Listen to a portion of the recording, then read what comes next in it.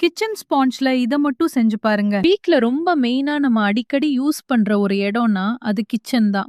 அதுலயும் அந்த பாத்திரம் கழுவ பயன்படுத்துற ஸ்பாஞ்ச் தான் நம்ம டெய்லி காலையில, மதியம், நைட்டு ஏகப்பட்ட பாத்திரத்த அந்த ஸ்பாஞ்ச்ல கழுவுவோம்.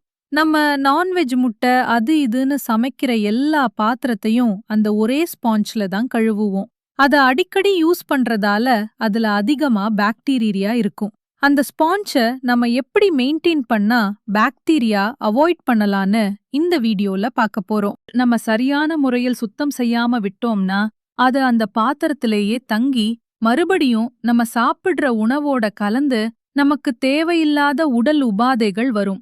அதுக்கு என்ன பண்ணலாம்னா வாரத்துக்கு ஒரு முறை ஸ்பாஞ்ச மாத்தலாம். அப்படி இல்லனா அந்த ஸ்பாஞ்ச சூடான நீர்ல ஒரு 2-3 சொட்டு டெட்டால் விட்டு அந்த ஸ்பாஞ்ச சுடு தண்ணில நல்லா வாஷ் பண்ணி உலர்த்திட்டு அதுக்கப்புறம் யூஸ் பண்ணலாம்.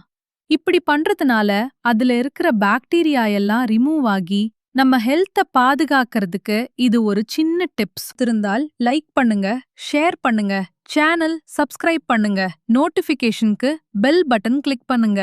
தேங்க்யூ.